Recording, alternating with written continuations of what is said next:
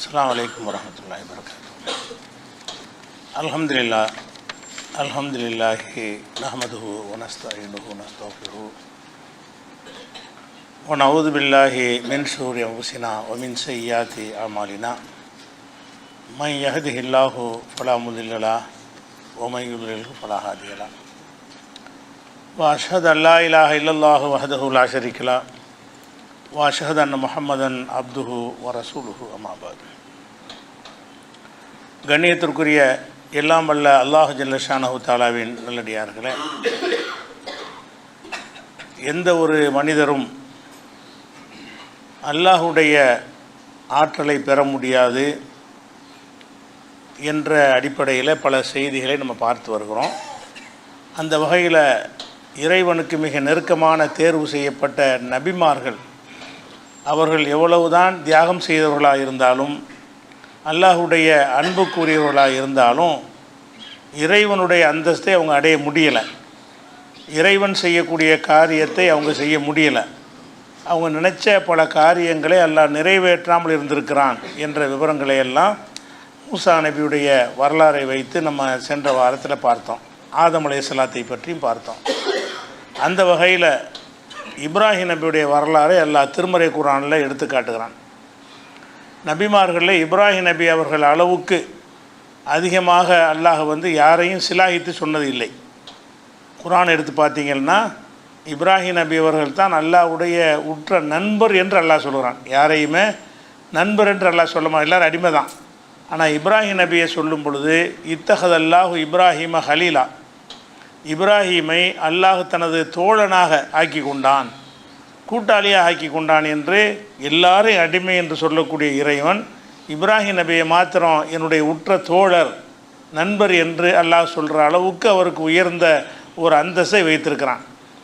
அந்த இப்ராஹிம் அலைஹிஸ்ஸலாம் அவர் ஆதம் அலைஹிஸ்ஸலாம் காபத்துல்லாவை கட்டியிருந்தால் கூட அதனுடைய பேரும் புகழும் நன்மை இவருக்கு கிடைக்க வேண்டும் என்பதற்காக வேண்டி காபா சிதிலமடைந்திருக்கிற இடத்தை இவருக்கு காட்டி கொடுத்து, நீனும் உன்னுடைய மகனும் சேர்ந்து அந்த காபத்துல்லாவை கட்டுங்க அப்படின்னு நல்லா சொன்னதாக திருக்குறானில் சொல்லி காட்டுறான். அதாவது 2வது சூறாவில் 22வது சூறாவில் 28வது வசனத்தில் இது பவ்வானால் இப்ராஹிம மக்கானல் பைத்தி, காபத்துல்லா இருக்கிற அந்த இடத்தை நாம் இப்ராஹிம் காட்டி கொடுத்தோம். ஏன்னா ஆதம் அலைஹிஸ்ஸலாம் ஒரு காலத்தில் கட்டிட்டார். அவருக்கும் இப்ராஹிம் நபிக்கும் பல ஆயிரம் ஆண்டுகள் இருக்கிறது. அதுக்கடையில் அந்த இடத்துல காபா இருந்ததுக்குரிய எந்த ஒரு தடயமும் இல்லாமல் அது சிதிலமடைந்து ஒரு முகவரியற்ற ஒரு நிலையில் இருக்கிறது. அப்போ திரும்பி அந்த ஆலயத்தை கட்ட நினைக்கும் போது அல்லாஹ் என்ன செய்கிறான்னு கேட்டால், இவர் வழியாக அதை கட்டணும், இவர் மூலமாக கட்டி அது நிலைத்திருக்க வேண்டும் என்பதற்காக வேண்டி இப்ராஹிம் நபிக்கு இதுதான் காபா இருந்த இடம் அப்படின்னு அல்லாஹ் என்ன செய்கிறான்னா நம்ம காட்டி கொடுத்தோம்னு சொல்கிறான். அதன் அடிப்படையில் தான் அவங்க 2 பேரும் தந்தையும் மகனுமாக சேர்ந்து காபா ஆலயத்தை கட்டினார்கள். அதுதான் கியாமத் நாள் வரைக்கும் நம்முடைய கிப்லாவை அவர் கட்டி அந்த கட்டிடத்தை தான் இன்றைய நோக்கி நம்ம தொழக்கூடிய வகையில் அவருக்கு ஒரு மதிப்பை எல்லாம் கொடுத்துருக்குறான். அதே மாதிரி அதே சூறாவில் 27வது வசனத்தில் காபாவை கட்டி முடித்த பிறகு ஹஜ்ஜிங்கிற ஒரு கடமை அல்லாஹ் அவர் மூலமாக, அதுக்கு முந்தி கிடையாது. இப்ராஹிம் அலைஹிஸ்ஸலாத்துக்கு முன்னாடி அந்த காபா இருந்துச்சு. அந்த காபாவில் மக்கள் போய் தொழுவாங்க. காபாங்கிறது ஒரு பள்ளிவாசல், அது உள்ளக போய் மக்கள் தொழுதுகிட்டு இருந்தாங்க ஆதம் அலைஹிஸ்ஸலாம் காலத்தில். அதுக்கு பிறகு ஆதம் அலைஹிஸ்ஸலாத்திலிருந்து இப்ராஹிம் அலைஹிஸ்ஸலாம் காலம் வரைக்கும் நீண்ட நெடுங்காலமாக அது சிதிலமடைஞ்சு எந்த ஒரு வழிபாடு நடக்கவில்லை. இப்ராஹிம் நபி அவர்கள் அந்த கட்டி முடித்தவுடன் நல்லா என்ன செய்கிறான்னு கேட்டால், ஹஜ்ஜிங்கிற ஒரு கடமையை அவங்க மூலமாக தாக்குறான். ரசூலுல்லாவுக்கு மாத்திரம் கொடுக்கப்பட்ட கடமை இல்லை ஹஜ்ஜிங்கிறது. இப்ராஹிம் நபிக்கு தான் என்ன செய்கிறான்னு கேட்டால் ஹஜ்ஜி செய்கிற ஒரு கடமையை சொல்லி கொடுத்து, அதின் ஃபின் நாசிபில் ஹஜ்ஜி, இப்ராஹிமை நீ காபா கட்டிட்ட, மக்களை எல்லாம் ஹஜ்ஜிக்கு அழைப்பு கொடு. அவர் தான் முதல்ல ஹஜ்ஜிக்கு எல்லோரும் வாங்கன்னு அழைப்பு கொடுக்குறார். அதின் ஃபின் நாசிபில் ஹஜ்ஜி, மக்களுக்கு ஹஜ்ஜை குறித்து நீ அறிவிப்பு செய்வீராக. ஏத்தூக்க ரிஜாலன் வலாக்குள்ளி லாமிரின் ஏத்தீன மின் புள்ளி ஃபஜ்ஜின் அமீக், வெகு தொலைவிலிருந்து மெலிந்த ஒட்டகங்களிலேயும் மக்கள்லாம் என்ன செய்வாங்க, கூட்டம் கூட்டமாக ஹஜ்ஜிக்கு வருவார்கள், உன்னை நோக்கி வருவார்கள் என்று சொல்லி இப்ராஹிம் நபி அவர்களுடைய அந்த காபாவை கற்ற பொறுப்பையும் கொடுக்குறான். கொடுத்து ஹஜ்ஜிங்கிற ஒரு கடமையை ஆக்கி அந்த ஹஜ்ஜுக்கு எல்லோரும் வாங்கன்ற அவர் வழியாக டிக்ளேர் பண்ண சொல்கிறான். அவங்க அழைச்ச அந்த அழைப்பு இன்றைக்கு வரைக்கும் இருக்கிறது. ரசூலுல்லாஹ் காலம் வரைக்கும் அது நீடித்திருந்து இன்றைக்கு ரசூலுல்லாஹ் காலத்தில் மறுபடியும் புதுப்பிக்கப்பட்டு இன்றைக்கு வரைக்கும் நம்ம ஹஜ்ஜு செய்கிறோம் என்று சொன்னால், அந்த ஹஜ்ஜு யார் மூலமாக கடமையாக்கப்பட்டுச்சு? இப்ராஹிம் நபி அவர்கள் மூலமாகத்தான் கடமையாக்கப்படுது. அவங்க தான் ஹஜ்ஜுங்கிறத ஒன்று இருக்குது. நீங்கள் இந்த காபத்துல்லா வந்து என்ன செய்யணும், வலம் வரணும், அதில் வந்து தவாஃப் செய்யணும், உம்ரா செய்யணுங்கிறதெல்லாம் வழிமுறைகள்லாம் இருக்குல்ல. இது எல்லாமே அவர் வழியாகத்தான் நமக்கு கிடைத்தது என்பதை நம்ம பார்க்குறோம். அதே மாதிரி அவருடைய மகனை அறுத்து பலியிட முன் வந்த காரணத்தினால அல்லாஹ் அதிலிருந்து அவரை காப்பாற்றி வேறு ஒரு பிராணியை அறுக்குமாறு அல்லாஹ் செஞ்சு இதை வந்து மனித சமுதாயத்தில் நம்ம ஒரு வழிமுறையாக விட்டு வைத்திருக்கிறோங்கிறான். நம்ம இன்னைக்கு குர்பானி கொடுக்குறோம் என்று சொன்னால் அவர் செஞ்சதை வச்சு தான் கொடுக்குறோம். அவர் மகனை அறுத்து பலியிடுற மாதிரி அல்லாஹ் ஒரு காட்சியை காட்டி அதுக்கு தயாராக இருக்கிறான்னு சோதித்து பார்த்து அவர் தயாராக தான் இருக்கிறார் என்று தெரிந்த பிறகு அதை தடுத்து நிப்பாட்டி ஒரு பிராணியை கொடுத்து இதை அறுத்துரு, பிள்ளை அறுக்க வேண்டாம் அப்படின்னு அல்லாஹ் ஒரு வழிமுறையை காட்டினானே. இன்றைக்கி வரைக்கும் நம்ம அதை செய்கிறோம். அப்போ இப்ராஹிம் நபியுடைய பல விஷயத்தினே நபிமார்களுடைய விஷயங்கள் நம்ம செய்யலை. அவங்க என்ன செஞ்சாங்க நமக்கு தெரியவும் இல்லை. ஆனால் இவருடைய வழிமுறை என்ன செய்கிறான்னா, ரசூல் ஸல்லல்லாஹு அலைஹி வஸல்லம் அவர்களுக்கே தொடர்ச்சியாக வர செஞ்சு நம்மளும் இந்த யௌமுன் நஹரில் என்ன செய்கிறோம், குர்பானி கொடுக்கக்கூடிய ஒரு விஷயத்தை வச்சுருக்குறோம். இப்படி அவருக்காக வேண்டி எக்கச்சக்கமான ஒரு நன்மை இந்த குர்பானி விஷயமாக சொல்லும் பொழுது 37வது சூரா 108வது வசனத்தில் நல்லா சொல்லி கேட்டோம், ஃபதைனாஹு பிதுபிஹின் அலீம், மகத்தான ஒரு பிராணியை நம்ம அதுக்கு பகரமாக கொடுத்தோம், பின்வரும் சமுதாயங்களுக்கு அது வழிமுறையாக விட்டு வைத்தோம், அவரோட நிறுத்திக்கல, இனிமேல் வரக்கூடியவங்களும் இதை செய்யணும் அப்படின்னு ஒரு வழிமுறை ஆக்கிட்டோம் என்று அல்லாஹ் சொல்லக்கூடிய ஒரு காட்சியை பார்க்குறோம். அப்படிப்பட்ட சிறப்பு அல்லாஹ் கொடுக்குறான் அவருக்கு. அவரை வந்து இன்னும் இப்ராஹிம கான உம்மத்தன், இப்ராஹிம் என்பவர் வந்து ஒரு சமுதாயமாக இருந்தார். பெரிய சமுதாயம், ஒரு இயக்கம், ஒரு சங்கம் இருந்து எவ்வளோ செய்யுமோ அதை ஒத்தாள நன்று செஞ்சார். இப்ராஹிம் நபி அவர்கள் ஒரு மனிதராக இருந்தாலும் கான உம்மத்துன்னு ஒரு சமுதாயத்துக்கு சொல்வது, அவரே அல்ல சமுதாயங்கிறான். இப்ராஹிம் என்ற ஒரு ஆள் நினச்சிடாதீங்க, அவரே ஒரு சமுதாயம் ஒரு இயக்கம் எல்லாம் சேர்ந்து இருந்தால் எவ்வளோ காரியங்கள் செய்வார்களோ அந்த அளவுக்கு நினைஞ்சார். எந்த ஒரு சப்போர்ட்டும் இல்லாமல் தன்னந்தனியாக நின்று கொண்டு அவர் ஒரு சமுதாயம் செய்யக்கூடிய காரியத்தை எல்லாம் செஞ்சார்ன்னு அவர் அவ்வளவுக்கு அல்லாஹ் வந்து பாராட்டி சொல்லுகிறான். அவ்வளோ பெரிய அந்தஸ்து அல்லாஹ் கொடுக்குறான். அப்படியான ஒரு விஷயத்தை அது மாதிரி வந்து அவரை வந்து தன்னுடைய அதிசயமான முறையில் வல்லமையை கொண்டு அவரை காப்பாற்றுறான். அவர் சத்தியத்தை எடுத்து சொல்கிறாரு. அன்றைய கொடுங்கோல் மக்கள் என்ன செய்கிறாங்கன்னா, இவர் வந்து நம்மளோட ரொம்ப சீண்டிக்கிட்டு இருக்கிறாரு, நம்முடைய வழிபாட்டு முறையெல்லாம் குறை சொல்கிறாரு, இவரை நம்ம வந்து அழிச்சிடணும் என்று திட்டமிட்டு என்ன செய்கிறாங்கன்னு கேட்டால் மிகப்பெரிய நெருப்பு குண்டத்தை வளர்த்து அதில் தூக்கி அவரை போடுகிறார்கள். போடும்போது நம்ம காப்பாற்றப்படுவோம்னு அவர் நினைக்கவும் இல்லை.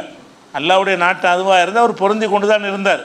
ஆனால் அல்லாஹ் என்ன செய்கிறான்னு கேட்டால் அவனுடைய வல்லமையை கொண்டு என்ன செய்கிறான்னு கேட்டால் அவருடைய அல்லாஹ் வந்து தன்னுடைய வல்லமையை கொண்டு அவரை காப்பாற்றுறான். எப்படி காப்பாற்றுறான்னு கேட்டால் குல்னா யானார் கூனி பர்தம் வசலாமன் அலா இப்ராஹிம், நெருப்புழுதிக்கு போட்டோன்னு அல்ல நெருப்புக்கு ஆர்டர் பண்ணுறான். நெருப்பை நீ இப்ராஹிமுக்கு வந்து ஒரு குளிர் நிழலாக மாறிவிடு, அவர் ஒன்றும் செஞ்சிடாதுன்னு சொன்ன பிறகு நெருப்புக்குள்ளே இருக்கிறார். நெருப்பு அவரை சுடலை.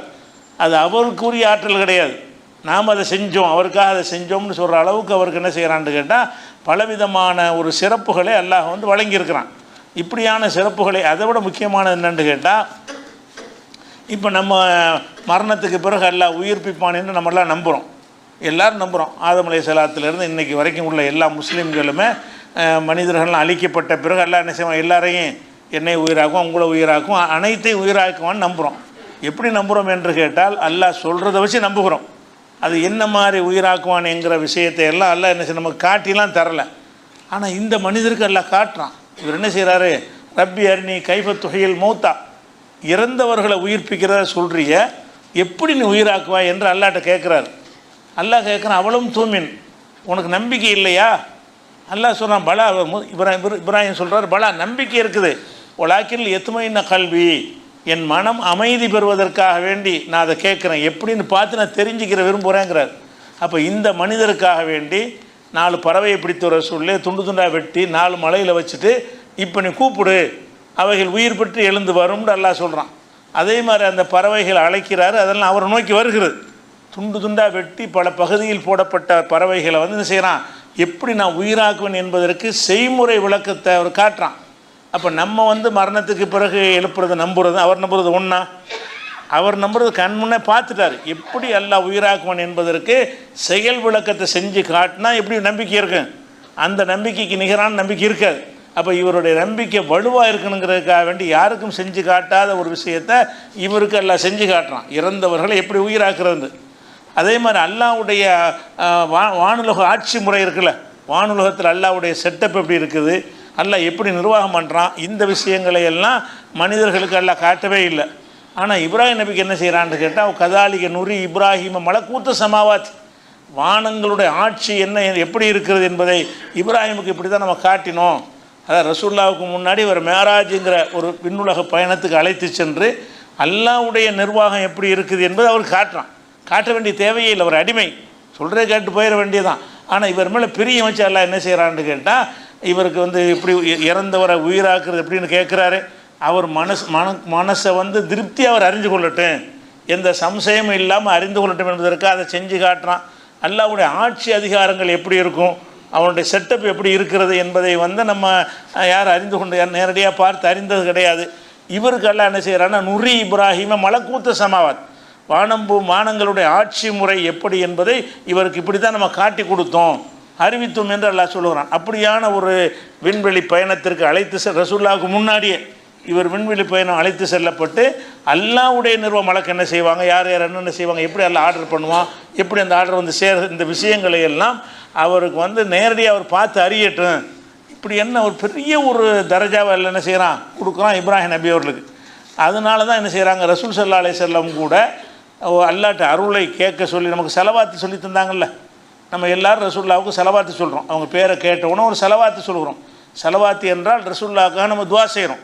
செலவாத்துனா வேறு ஒன்றும் கிடையாது, ரசூலுல்லாவுக்கு நம்ம அல்லாஹ்ட்ட செய்கிற துவா. இது ரசூலுல்லாஹ் நம்ம கற்றுத்தந்தாங்க. அந்த துவாவில் என்ன சொல்லி கற்றுத்தந்தாங்க, அல்லாஹும்ம ஸல்லி அலா முஹம்மதின் வஅலா ஆலி முஹம்மதின் கமா ஸல்லைத அலா இப்ராஹிம். இறைவா, இப்ராஹிமுக்கு நீ அருள் புரிஞ்சிருக்கிறிய, அந்த மாதிரி எங்கள் நபிக்கு அருள் புரிவாயான்னு கேட்க சொல்கிறாங்க. நம்ம செலவாத்து ஓதுறதுக்கு அர்த்தம் என்ன தெரியுமா, இப்ராஹிம் நபிக்கு நீ செஞ்சிருக்கிற அருள் ரொம்ப எல்லையற்ற அருள், அந்த மாதிரி எங்கள் முகமது நபிக்கு நீ செய்வாயாக. அப்படின்னா ரசூலுல்லாஹ் விட கூட அருள் அவருக்கு விளங்குதா? நபிகள் நாயகம் ஸல்லல்லாஹு விட அவருக்கு அதிகமான அருள் வழங்க போய் தான் நம்ம எப்படி துவா செய்கிறோம். அத்தஹியாத்தில் உட்காந்து ஒவ்வொருத்தரும் தெரிஞ்சு வச்சுக்கிற துவா இது. பெரிய ஆதாரங்களை கொண்டு அறிய வேண்டிய விஷயம் இல்லை. அல்லாஹும்ம ஸல்லி அலா முஹம்மதின், இறைவா முகமதுக்கு அருள் புரிவாயாக, கமா ஸல்லைத அலா இப்ராஹிம், இப்ராஹிம் நபிக்கு அருள் புரிந்தது போல எங்கள் முகமது நபிக்கு அருள் அவருக்கு எவ்வளவு அருள் பண்ணியிருக்கிறாய், அந்த மாதிரி எங்கள் முகமது நபிக்கு அருள் புரிவாயாகன்னு கேட்குற மாதிரி இருந்தால் அவருக்கு எவ்வளோ பண்ணியிருக்கிறான் அல்லாஹ். நமக்கு சொல்லித்தரப்படாத எவ்வளோ அருள்லாம் ரசூலுல்லாஹ் சொல்லித்தரல, ஆனால் இது எக்கச்சக்கமான அருளை அவருக்கு அல்லாஹ் சொரிந்திருக்கிறான். அந்த அருளை பார்த்து ரசூலுல்லாஹ் என்ன செய்கிறாங்கன்னா, அவங்க ஆசைப்படுறாங்க. அருள் செய்கிறதா இருந்தால் அவருக்கு செஞ்ச மாதிரி நமக்கு செய்யணும். இப்ராஹிம் நபிக்கு எப்படியெல்லாம் அல்லாஹ் அருள் செஞ்சுருக்கிறானோ அந்த மாதிரி எனக்கு அல்லாஹ் அருள் செய்யணும். அதுக்கு என்ன செய்யணும், நீங்கள் எனக்காக துவா செய்யணும். நம்மள்கிட்ட கேட்குறாங்க, நீங்கள்லாம் எனக்காக வேண்டி செலவாத்துங்கிற பேரில் என்ன செய்யுங்க, துவா செய்யுங்கிறாங்க. நம்ம செய்கிறோம் தினசரி தொழுகையிலிருந்து என்ன செய்கிறோம், நபிகள் நாயகம் ஸல்லல்லாஹு அலைஹி வஸல்லத்துக்காக துவா செய்கிறோம். அப்போ நான் துவாவை என்ன கற்றுத்தருகிறது, இப்ராஹிம் நபி பேரருள் பெற்றவர், அவருக்கு செஞ்ச அருள் மாதிரி எங்கள் முகமது நபிக்கு நீ கொடுத்துருவாயாக அப்படிங்கிற அளவுக்கு அவருக்கு மகத்தான ஒரு அந்தஸ்தை கொடுக்குறான். அதனால தான் குரானில் பல இடங்கள் எல்லாம் என்ன செய்கிறான்னு கேட்டால், இத்தபி மில்லத்த இப்ராஹிம் ஹனீஃபா, முகமதே நீ இப்ராஹிம் வழியில் தான் நடக்கணும். இப்ராஹிம் உனக்கு முந்தி ஒருத்தர் அனுப்பியிருக்கிறேன், அவருடைய பாதையில் தான் நீ நடக்க வேண்டும் என்று நபி ஸல்லல்லாஹு அலைஹி வஸல்லம் அவர்களுக்கு என்ன செய்கிறான், அல்லாஹ் கட்டளை எடுக்கிறான். அவ்வளோ பெரிய தரஜா, அவ்வளோ பெரிய அந்தஸ்தை இப்ராஹிம் நபிகளுக்கு அல்லாஹ் கொடுத்தான். அப்படி கொடுத்துட்டு கூட அவர் விரும்பினதெல்லாம் செஞ்சு கொடுத்தானா, சிலதை கொடுத்தான். அவருக்கு பிறருக்கு உதவி செய்யக்கூடிய அல்லாஹ் செய்யக்கூடிய உதவிகள் இருக்குல்ல, அந்த மாதிரியான உதவிகளை செய்யக்கூடிய ஒரு பவரையோ ஒரு ஆற்றலையோ ஒரு அதிகாரத்தை கொடுத்தானா, நீ அறிந்து கொள்வதற்கு நான் எப்படி செயல்படுறேன்னு அறிஞ்சிட்டு போ அப்படிங்கிற விஷயத்தையெல்லாம் அல்லாஹ் காட்டி கொடுத்தானே தவிர, அருளை அவருக்கு அதிகமாக சொரிந்தானே தவிர, அவர் அருளை பெற்ற காரணத்தினால் அவர் நினச்சதை செஞ்சிருவாரா, நினச்ச ஆளுக்கெல்லாம் நினச்ச செல்வத்தை வழங்கிடுவாரா, நோயை நீக்கிடுவாரா, அந்த மாதிரியான பவர் அந்த மாதிரி ஏதாவது கொடுத்துருக்குறானான்னு கேட்டால் அது இல்லைங்கிற வரலாறு முழுக்க நமக்கு தெரிகிறது. இவ்வளோ பெரிய அந்தஸ்தில் வச்சுட்டு அவருக்கு 2 மனைவியர், 2 பேருக்குமே பிள்ளை இல்லாமல் ஆக்கிவிட்டான். 2 பேரும் என்ன செய்யல, எல்லாம் குழந்தையை கொடுக்கல. எப்போ கொடுக்குறான், தள்ளாத வயசில் கொடுக்குறான். இப்ராஹிம் நபியுடைய 25 வயசில் பிள்ளையை கொடுக்கல, 50 வயசில் கொடுக்கல. அவர் தளர்ந்து போயிடுவாருங்கிற அந்த காலத்தில் வயசு வித்தியாசங்கள் இருக்கும். நம்ம காலத்தில் தளர்ந்து போகிறது வயசாக இருக்கலாம், அந்த காலத்தில் கொஞ்சம் முன்ன இருக்கலாம், அது நமக்கு தேவையில்லை. அவருடைய முதுமையில் தான் எல்லாம் என்ன செய்கிறான்னு கேட்டால் அவருக்கு பிள்ளையே கொடுக்குறான். அதை பற்றி எப்படி எல்லாம் சொல்லி காட்டுறான்னு கேட்டால், அவருக்கு பிள்ளை கொடுத்த விஷயத்தை பற்றி பல இடங்கள் அல்லாஹ் திருமறை குர்ஆனில் சொல்லி காட்டுறான். எப்படி சொல்லி காட்டுறான்னு கேட்டால், அதாவது ஒரு 2 மலக்குமார்கள் எல்லாம் அனுப்பி வைக்கிறான். எதுக்கு அனுப்புகிறான்னு கேட்டால், அருகில் உள்ள லூத் நபி சமுதாயத்தை அழிப்பதற்காக வேண்டி. இப்ராஹிம் நபியும் லூத் நபியும் அருகருகே வாழ்ந்த 2 நபிமார்கள். அவர் ஒரு சமுதாயத்துக்கு நபியாக இருக்கிறாரு, இவங்க ஒரு சமுதாயத்துக்கு நபியாக இருக்கிறாங்க. அவருடைய லூத் நபி சமுதாயம் என்ன பண்ணுறாங்கன்னு கேட்டால் ஓரின சேர்க்கையில் ஈடுபட்டு இன்னும் இறைவனை மறுக்கக்கூடியவர்களாக இருந்தார்கள். அவர்களை திருத்துவதற்காகத்தான் லூத் நபி அல்ல அனுப்பி வைக்கிறான். ஆனால் அவங்க லூத் நபியுடைய போதனை ஏற்றுக்கிறல, அவங்களுடைய கெட்ட செயலிருந்து திருந்தி கொள்ளவும் இல்லை. அவர் பொறுத்து பார்த்துவிட்டு என்ன செய்கிறாருன்னா அல்லாட்ட ஒப்படைச்சிடுறாரு. இனிமேல் இவங்க தேர மாட்டாங்க, நீ பார்த்துக்கண்டு. அப்போ அல்லாஹ் என்ன செய்கிறான்டான்னு அந்த ஊராரை அழிப்பதற்காக வேண்டி யார் லூத் நபி ஏற்றுக்கிட்டு இருக்கிறாங்க அவங்கள மட்டும் காப்பாற்றி மற்றவர்களை எல்லாம் அழிப்பதற்காக வேண்டி மலக்குமார்களை அதில் அனுப்பி வைக்கிறான். அனுப்பின மலக்குமார்கள் என்ன செய்கிறாங்கன்னு கேட்டால் முதல்ல இப்ராஹிம் நபி பார்க்க வர்றாங்க. அவர்கிட்ட லூத் நபி சமுதாயத்தை அழிக்கிறதுக்கு பக்கத்துலாம் இருக்குது. இப்ராஹிம் நபியை பார்த்தோன்னே ஏதோ புதிய ஆளுக்கு வந்திருக்காங்கன்னு விருந்துகிறன்னு தான் சமைக்கிறார். அவங்க சாப்பிட மாட்டேங்கிறாங்க. அப்புறம் என்ன நீங்கள் எல்லாம் யார், ஏன்னா மலக்கள் சாப்பிட மாட்டாங்கல்ல. அப்போ தான் என்ன செய்கிறாங்கன்னு யாருன்னு கேட்கும் பொழுது, இல்லை நாங்கள் வானவர்களாக வந்திருக்கிறோம், லூத் நபியுடைய சமுதாயத்தை அழிக்கிறதுக்கு வந்திருக்கிறோம், அதோடு உங்களுக்கு ஒரு செய்தி சொல்லிட்டு போகிறதுக்கு வந்திருக்கிறோம். அழிக்க வந்தது அந்த லூத் நபி சமுதாயத்தை, அதோடு என்ன செய்யுங்கன்னா இப்ராஹிம் நபிக்கு ஒரு நற்செய்தி சொல்லிட்டு போங்க அப்படின்னு எல்லாம் அனுப்பி வைக்கிறான். அந்த நற்செய்தியை பற்றி என்ன செய்கிறாங்கன்னு கேட்டால் அவங்க சொல்கிறாங்க, உங்களுக்கு அல்லாஹ் குழந்தையை தருவதாக உங்களுக்கு வாக்களித்திருக்கிறான் அப்படின்னு சொல்லி உங்களுக்கு ஒரு ஆண் குழந்தை பிறக்க போகுது, இஸ்ஹாக்குங்கிற குழந்தை உங்களுக்கு பிறக்க போகுதுங்கிற ஒரு நற்செய்தி அல்லாஹ் சொல்கிறான். சொன்ன உடனே அதை சொல்லும்போது அவருடைய மனைவி இருக்கிறாங்க, அவங்களுக்கும் கேட்குற மாதிரி அந்த மலக்குகள் வந்திருக்கிறாங்க. மனித வடிவத்தில் வந்ததுனால இப்ராஹிம் நபி அவங்கள பார்க்குறாங்க, அவங்க மனைவியும் பார்க்குறாங்க. அந்த இப்ராஹிம் நபிட்ட அந்த மலக்குமார்கள் என்ன சொல்கிறாங்கன்னா, உங்களுக்கு புள்ள பிறப்போகுது, புள்ள பிறப்புன்னா அந்த மனைவி மூலமாக தானே பெறும், அந்த மனைவி பக்கத்தில் இருக்கிறாங்க. அப்போ சொன்னோன்னே என்ன செய்கிறாங்கன்னா, யா வயலத்தா அழிதுவானா அஜூசும், நான் ஒரு சரியான கிழவியாக இருக்கிறேன், நான் புள்ள பெறுவானா. புள்ள பெறுற செய்தி அல்லாஹ் மூலமாக சொல்லப்படும் பொழுது அந்த அம்மாவுக்கு நம்பிக்கை வரல. என் வயசு என்ன, இந்த வயசில் யார் பிள்ளை பெறுவா, அழிது நான் குழந்தை பெறுவேனா, ஆனால் அஜூசுன் நான் ஒரு கிழவியாக இருக்கிறேன், ஓ ஹாதா பாலி ஷெய்ஹா என்னுடைய கணவனும் சரியான கிழவனாக இருக்கிறார். அப்போ கிழவனாக இருக்கிற வரைக்கும் பிள்ளை இல்லைன்னு விளங்குது. பிள்ளையுடைய நற்செய்தி எப்போ சொல்லப்படுதுன்னு கேட்டால் அந்த அம்மாவும் சரியான கிழவி, இப்ராஹிம் நபியும் சரியான கிழவர், நாங்கள் 2 பேரும் கிழவன் கிழவியாக இருக்கும் பொழுது எங்களுக்கு பிள்ளை எப்படி வரும், இன்னஹாதால ஷெய்வுன் அஜீப், இது பெரிய ஆச்சரியமான செய்தியை சொல்கிறீங்க, எங்களுக்கு பிள்ளை பெறும்னு சொல்கிறீங்க அப்படின்னு சொல்லி அந்த அம்மா மாணவர்கள்ட்டே கேள்வி கேட்குறாங்க, எங்களை எப்படி பிள்ளை பெறும்னு. அப்போ மாணவர்கள் சொல்லுவாங்க, தாஜபின் மின் அமரில்லா, அல்லாவுடைய கட்டளையில் நீ சந்தேகப்படுறியா, ஆச்சரியப்படுறியா, அல்லாவுக்கு ஆகுண்டா ஆகிட்டு போகுது, அல்லாஹ் நற்செய்தி சொல்கிறான்னா நீ நம்பணுமா, என்ன செய்கிற அதில் நீ ஆச்சரியப்படுகிறாயா, ரஹமத்துல்லாஹி பரக்காத்து அழைக்கும், அல்லாவுடைய ரஹமத்தும் பரக்கத்தும் உங்கள் மீது இருக்கிறது, அஹ்லல் பைத்தி இந்த இப்ராஹிம் நபியுடைய குடும்பத்தார்களே உங்களுக்கு அல்லாவுடைய ரஹமத்தும் பரக்கத்தும் இருக்கிறது, இன்னஹு ஹமீதுல் மஜீத், இதை வச்சு தான் அஸ்ஸலாமு அலைக்க ரஹமத்துல்லாஹி பரக்காத்து நம்ம சொல்கிறோம் அத்தையாத்தில் இவருக்கு செஞ்சதை வச்சு. அப்போ அந்த மாதிரியான ஒரு விஷயத்தை அந்த மனைவி கேட்பாங்க. இது 11ஆவது சூறாவில் 69வது வசனத்தில் இருக்கிறது. அதே மாதிரி யாரை நற்செய்தி கொடுத்தோம்னா, பஷர் நாகா பி இஸ்ஹாக்க, அவங்களுக்கு ஒரு இஸ்ஹாக்குங்கிற ஒரு பிள்ளை பிறப்போகிறது, ஒம்மி வரா இஸ்ஹாக்க யாக்கூப், இஸ்ஹாக்குக்கு ஒரு பிள்ளை பெறும், இஸ்ஹாக் பெரிய ஆள் ஆவார், அவர் கல்யாணம் பண்ணுவார், நீண்ட காலம் வாழ்வார், அவருக்கு ஒரு மகன் யாக்கூப் பிறப்பாருங்கிற 2 செய்தி. இவருக்கு புள்ள பிறப்புகிற செய்தின்னு சொல்லப்படுது, பேரம் பிறகுதுன்னு சொல்லப்படுது. இப்ராஹிம் நபிக்கு என்ன சொல்லப்படுதுன்னா, அவர் தள்ளாத வயசில் உனக்கு ஒரு மகனும் பிறப்பாங்க, அந்த மகன் நல்லா வாழ்ந்து பெரிய ஆளாக போய் கல்யாணம் பண்ணி அவருக்கு ஒரு பிள்ளை பிறக்கும், அந்த பிள்ளைக்கு பேர் யாக்கூப் என்று சொல்லி கொடுத்ததாக அதை சொல்லி காட்டுறான். இதே சம்பவத்தை 15ஆவது சூறாவுலையும் 51 வசனத்தில் எல்லாம் சொல்லி காட்டுறான். அப்போ மலக்குகளை பார்த்துன்னு பயப்படுறாரா, அவங்க சொல்கிறாங்க, இன்னானு பஷீருக்கு பி குலாமின் அலி, அறிவான ஒரு குழந்தையை பற்றி உனக்கு நற்செய்தி சொல்ல வந்திருக்கிறோம். அப்போ அவர் கேட்குறாரு, பஷர் துமுனி, அவரும் கேட்குறார், இந்த மனைவி கேட்டது மாத்திரம் இல்லாமல் அவரும் ஆச்சரியப்பட்டு அல்லாட்ட கேட்குறார், வானவர்கிட்ட கேட்குறார், பஷர் துமுனி அலான் மசனிகள் கிபரு, எனக்கு ஒரு முதுமை வந்த நிலையில் எனக்கு நற்செய்தி சொல்கிறீங்களா, எனக்கு புள்ள பெறும்னு நீங்கள் சொல்கிறீங்க, நானும் கிழவனாக இருக்கிறேன், எனக்கு எப்படி நற்செய்தி பத்து பஷீரோன், எப்படி இந்த நற்செய்தி நீங்கள் சொல்ல போச்சு அப்படின்னு ஒரு கேட்குறாரு. அப்போ மலக்குமார்கள்லாம் சொல்கிறாங்க, பஷர் நாகபில் ஹக்கை, உண்மையைத்தான் ஏன் சொல்கிறோம், விளையாட்டு பண்ணலை, நெசமாக தான் சொல்கிறோம், நெசமாக தான் உனக்கு பிள்ளை பிறக்க போகுதுன்னு சொல்லி அவங்க சொல்கிறாங்க. ஃபலாத்தக்கும் என்னல் காணித்தீன், நம்பிக்கை இழந்தவரை ஆகிறாது, அல்லாவுடைய ஆற்றல் நம்பிக்கை இழந்துடாத, அல்லாஹ் பிள்ளையை தருவான்னா தருவான், வயசான காலத்துலையும் தருவான், நீ உனக்கு என்ன அவநம்பிக்கைன்னு கேட்குறாங்க. அப்போ அவர் சொல்லுவார், உமைய குனுத் ரஹமத் ரப்பிஹி இல்லல்லாலும், அல்லாஹ்வுடைய அருளில் வந்து வழிகட்டவர் தான் நம்பிக்கை இழப்பாங்க. நம்பிக்கையில் நான் இழக்கலை, எப்படின்னு ஒரு ஆச்சரியமாக கேட்குறேன், எப்படி எங்களுக்கு குழந்தை பிறக்கும்னு ஆச்சரியமாக கேட்குறேங்கிறார். அப்போ இந்த சம்பவத்தில் நம்ம என்ன விளங்குதுன்னு கேட்டால், அவருடைய முதுமை வயசில் தான் இந்த பிள்ளையை கொடுக்கப்படுது. அவர் குழந்தை பிறக்கும்போது அந்த அம்மாவும் கிளவி. அப்போ ஒரு மனிதனுக்கு பாருங்கள், குழந்தைங்கிறது அந்த உரிய வயசில் வந்தால் தானே அப்படி தானே விரும்புவாங்க. இப்ராஹிம் நபி உற்ற நண்பராக இருந்தாலும் அந்த மனிதருங்கிற முறையில் அவருக்கு என்ன ஆசை இருக்கும்? உங்களுக்கு என்ன ஆசை? கல்யாணம் பண்ணி ஒரு 5 வருஷத்தில் பிள்ளை இல்லாட்டி எத்தனை வைத்தியம் பார்க்குறீங்க? 10 வருஷத்தில் குழந்தை இல்லாட்டி எப்படி தயங்கி போயிடுறீங்க? 10 வருஷம் 20 வருஷம் 30 வருஷம் 40 வருஷம் 50 வருஷத்துக்கு பிள்ளை இல்லைன்னு சொன்னால் உங்களுடைய லைஃபை வீணாக போச்சுக்கிற மாதிரி நினைக்கிறீங்க. ஒரு ஆணாக இருந்தாலும் பெண்ணாக இருந்தாலும் உரிய நேரத்தில் பிள்ளை கிடைக்கவில்லை என்பது ஒரு மனிதனுக்கு ஏற்படுற துர்பாக்கியமாக இல்லையா? அவனுக்கு பெரிய கவலை தருமா இல்லை, சஞ்சலத்தை ஏற்படுத்துமா இல்லையா? நமக்கு ஒரு வாரிசு இல்லாமல் போச்சே அப்படின்னு கவலைப்படுவாங்களா இல்லையா? அந்த கவலை அவர் கொடுத்தானா இல்ல? இப்ராஹிம் நபி உற்ற நண்பராக இருந்தாலும் உனக்கு ஒரு பிள்ளை நீ நான் உண்டாக்கிற முடியாது, அது நான் தருவேன், உனக்கு மலக்கூத்து சமாவாத்தையெல்லாம் காட்டுவேன், எப்படி உயிராக்குறதெல்லாம் காட்டுவேன், அது வேறு விஷயம். ஒரு ஆளுக்கு என்ன தரணும் எப்போ தரணும் நான் தான் டிசைட் பண்ணுவேன்.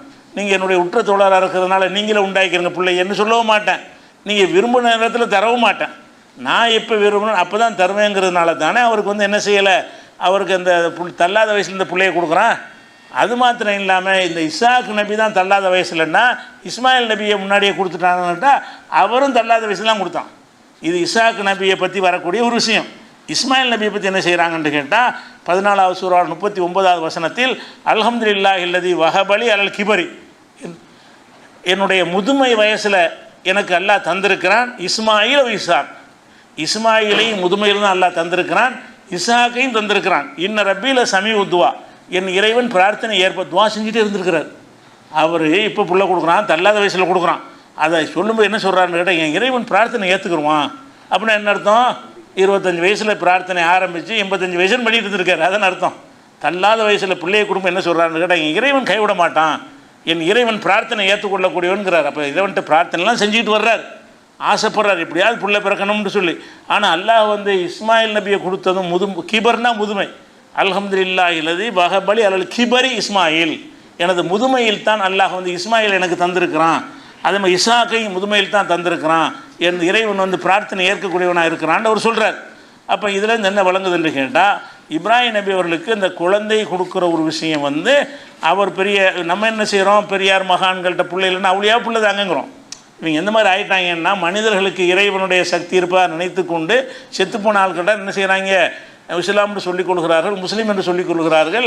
அந்த ஒளியாவை பிள்ளையை கொடுங்க, இந்த ஒளியாவை பிள்ளையை தாங்கன்னு என்ன செய்கிறாங்க, குழந்தை வரத்தை யார்கிட்ட கேட்குறாங்க, செத்துப்போன ஆள்கள்கிட்ட கேட்குறாங்க.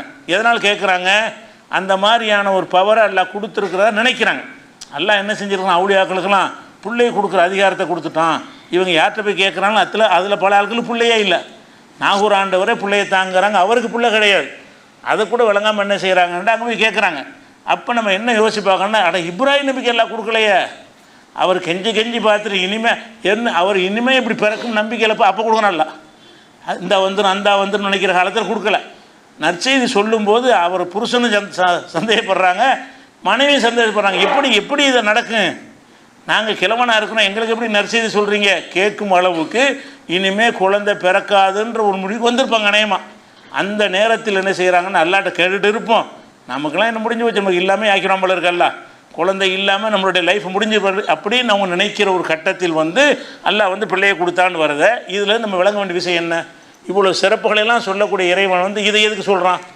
இப்ராஹிம் நபிக்கு தள்ளாத வயசில் பிள்ளையை கொடுத்து சொல்ல வேண்டிய அவசியம் என்ன? இந்த செய்தியை சொல்லாமல் கூட இருக்கலாம்ல.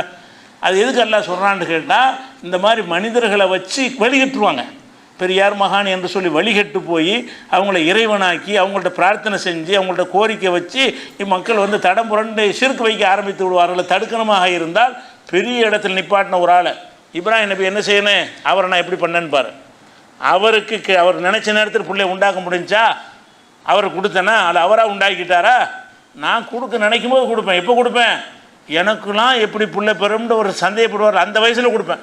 எனக்கு எப்படி பிள்ளை பெறும்னு கணவன் மனையும் கிளி என்ன செய்வாங்க, ஆச்சரியப்படுவாங்கல்ல, அந்த ஒரு முதுமையான வயசில் வந்து நான் என்ன செய்வேன், பிள்ளையை கொடுப்பேன்னு நல்லா சொல்கிறான். அதுலேயும் வந்து என்னென்னு கேட்டால், இந்த இஸ்மாயில் நபியையும் முதுமையில் எல்லாம் கொடுத்துட்டான். முதுமையில் கொடுத்த உடனே அவர் இவரே சரியான முதுமையில் இருக்கிறார். இஸ்மாயில் நம்ம அம்மா ஒரு மனைவியும் சரியான கிழவியாக தான் இருப்பாங்க. அந்த கிழவி இந்த பிள்ளையும் கொண்டு போய் தான் பாலைவனத்தில் விட்டு வர்றார். விட்டுட்டு வந்து அதுக்கப்புறம் இளைஞரான பிறகு தான் காபாவை கட்டுறாங்க. அப்போ காபா கட்டும்போது எவ்வளோ தளர்ந்து போயிருப்பான்னு பாருங்கள். இவருக்கு பிள்ளையை கொடுக்கும்போதே இவர் முதிய வயசு, சின்ன குழந்தையிலும் விட்டார். அந்த அம்மாவும் சரியான கிழவி, அந்த கிழவியும் பிள்ளையுமாக இருந்துக்கிட்டு இருக்கும்போது என்ன செய்கிறாங்க, அந்த ஒரு உரிய பருவ வயசு அடைஞ்சவுடனே அவருக்கு என்ன செய்கிறாங்க, காபத்துல்லாவை கட்டுறதுக்கு மகனோட சேர்ந்து கட்டான்னு இருக்குது. அப்போ பிள்ளை பிறக்கும் போதே சரியான கிழவராக இருந்தார்னு சொன்னால் இன்னொரு 20 வருஷம் ஆன பிறகு இன்னும் கிழவராக இருப்பார்ல. அப்போ சரியான தள்ளாத வயசான பிறகு அந்த மகனை கொண்டு காபா கட்டுறதை விட ஒரு திடகாத்திரமாக இருக்கும் கொடுத்தா இவ்வளோ நல்லா இருக்கும். திடகாத்திரமாக இருக்கிற நேரத்தில் அந்த மகன் எவ்வளோ சப்போர்ட் இருப்பார், எவ்வளோ நல்ல காரியம் பண்ணுவார். காபாவை கட்டும்போது கூட அவர் வயசு என்ன, ரொம்ப தளர்ந்து போன வயசு. பிள்ளையை கொடுக்கும்போது தளர்ந்து போன வயசுன்னா அந்த பிள்ளை இளைஞராகும்போது அவரோட வயசு என்னவாக இருக்கும். இந்த குழந்தை இஸ்மாயில் நபி பிறக்கும்போது ஒரு சரியான கிழமை. அந்த பிள்ளை இளைஞராகும்போது இவருக்கு என்ன வயசாக இருக்கும், இன்னொரு 25 கூடி போயிரும்ல. அப்போ இன்னும் வயசான பிறகு அவ்வளோ தள்ளாத வயசில் ஒரு பிள்ளையை கொடுத்து இந்த காபாவை கட்டு நல்லா சொல்வானாக இருந்தால் அதில் எதுக்காக இதெல்லாம் சொல்லி காட்டுறான். நான் நினச்சது தான், நான் நினச்சது கொடுப்பேன். பெரிய நேசருமே கொடுக்காமல் இருப்பேன். என்னுடைய எல்லா அந்தஸ்தையும் அவரை காட்டுவேன், ஆனால் அவர் கொடுக்காமல் இருப்பேன். அவருடைய கோரிக்கை நிறைவேற்றமாக இருப்பேன். அப்படிங்கிறதுனால தான் அவருக்கு 2 பிள்ளைகளும் முதிய வயசில் கொடுக்குறான்ல. 2 பிள்ளையை கொடுக்குற அல்லாஹ் பெரிய விஷயமா? அது இந்த மாதிரி ஒரு மனிதரை கொடுக்கறதுக்கு யோசிக்கிற விஷயமா? இவர் செஞ்ச ஒரு தியாகத்தையெல்லாம் வச்சு பார்க்கும் பொழுது இவருக்கு எப்போ முன்னாடி கேட்டவனே கொடுத்துருக்கணும், நினச்சவனே கொடுத்துருக்கணும். நம்ம நினைக்கிறபடி நினச்சோம்னா அவ்வளோதாண்டா அவர் நினச்செல்லாம் நடக்கும், அவர் விரும்புகிறதுனால எல்லாம் செஞ்சு கொடுப்பான், அவர் எதை நாடுகிறார் அதெல்லாம் செஞ்சிருவான்னு தானே கதை விட்டுட்டுருக்குறாங்க. அப்போ அப்படி நாடுதெல்லாம் செய்வதாக இருந்தால் இவருக்கு செஞ்சுருக்கணுமே. இவருடைய இதில் என்ன குறை இருக்கிறது? இவருடைய தியாகத்தில், அர்ப்பணிப்பில், இவருடைய பிரச்சாரத்தில் அடி உதய அத்தனை துணியாக போய் தலையெல்லாம் உடைச்சி விட்டுலாம் வருவார். தூக்கி நெருப்பில் போடுவாங்கன்னு தெரியும். அஞ்சாமல் இவர் செஞ்ச பிரச்சாரம் இதெல்லாம் வச்சு பார்க்கும்போது தந்தை எடுத்து நின்றார். அவ்வளோ பெரிய கொள்கை வியாதியாக இருக்கிற ஒரு ஆளுக்கு அவர் நினச்சது கிடைக்கல, நினச்ச நேரத்தில் கிடைக்கவில்லை என்று சொன்னால் அதில் நம்ம எதுக்காக இந்த சம்பவத்தை அல்லாஹ் சொல்லி காட்டுகிறான்? எந்த ஒரு மகானா பெரியாராக இருந்தாலும் சரி, அல்லாஹ் செய்கிற விஷயத்தில் யாருக்கும் பவர் கிடையாது. இன்னும் இப்ராஹிம் நபி விஷயமாக அவருக்கு என்னென்னவெல்லாம் அவர் விருப்பத்தை எல்லாம் நிறைவேற்றாமல் விட்டான் என்பதற்கு இன்னும் பல சம்பவங்கள் இருக்கிறது. இன்ஷா அல்லாஹ் அவற்றை அடுத்தடுத்து பார்க்கலாம்.